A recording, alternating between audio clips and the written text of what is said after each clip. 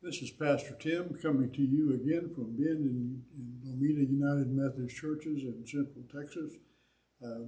Glad to be United Methodist, glad to be with you.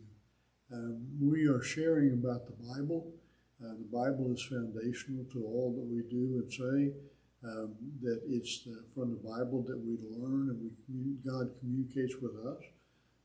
And we learn from history about our present day life, and we learn about who we are and whose we are.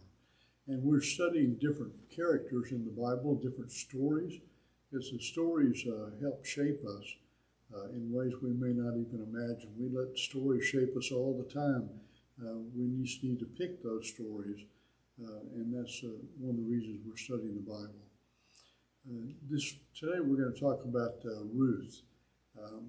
Ruth was an interesting character in the Bible because it's really about Naomi, who is her mother-in-law.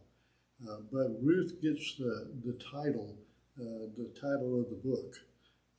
You see, Naomi and her husband were in Israel, and they had two sons, and there was drought in the land, so they went to Moab, because the Moabites had food, and so they moved to there so they could provide for their family. While they're there, the sons grow up and they marry Moabite women. These are all outside the Jewish faith, but that's the reality. That's where they live. That's where they meet people.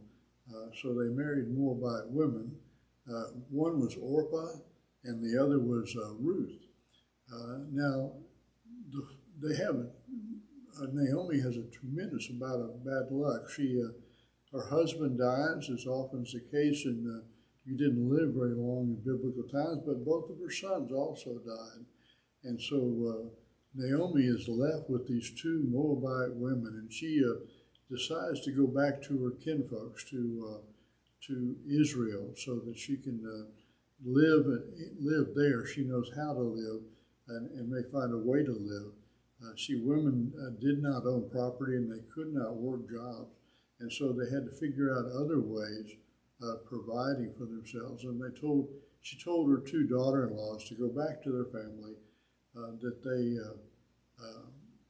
would be able to provide in their own culture more support than she would. Orpah objects and cries, but she goes ahead and goes. And Ruth decides not to leave and go back to her family. She's going to stay with Naomi. And so that's where the beautiful statement is, your people are my people, your home is my home, where you dwell, I will dwell. We use that for weddings all the time, but it's actually a declaration by the daughter-in-law to her mother-in-law, not to her husband. So it's a little bit misplaced. But she goes back with Naomi, and the only way that they can make a living, that they can have any food, is by gleaning. Gleaning is a time-honored thing in the Middle East, in the Jewish culture. The farmers were to gather their crops, but not all the way to the edge.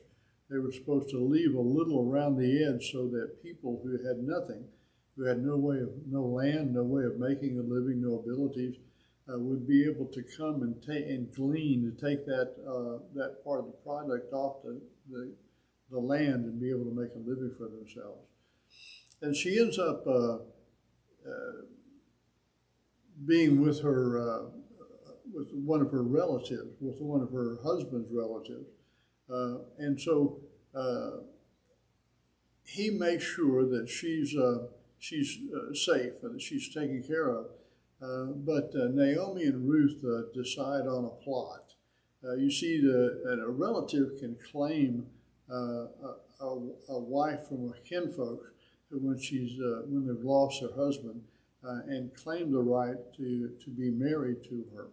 And so they want to encourage Boaz to do that. And so the plot is that Boaz gets so involved in work that a lot of times he sleeps on the granary floor And so Ruth sneaks in at night and kind of curls up around him and wins his favor. And then he goes to the gate, the community gate, where he presents the idea that he wants to claim her and ask if anybody has any objections, if any other relatives who are closer might claim that right, and they don't. So she ends up married to him and ends up providing for her mother-in-law. I think one of the things that does, there's several places in the Bible that it talks about people, that the Jewish people should only marry Jewish people. And there's a very ingrained or in-house kind of a mentality, not to go outside their religion and let some impurity come in. But there's also a strain in the Old Testament about including the outsider.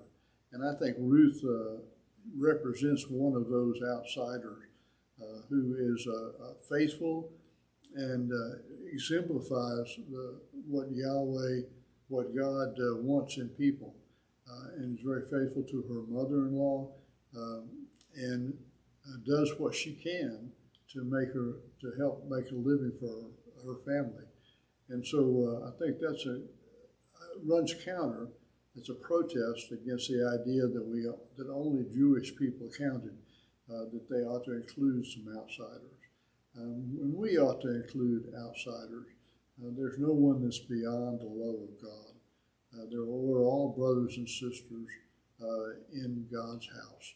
And so we need to accept one another for who we are and do good for each other. And so that's a good lesson for today. I'll see you next time.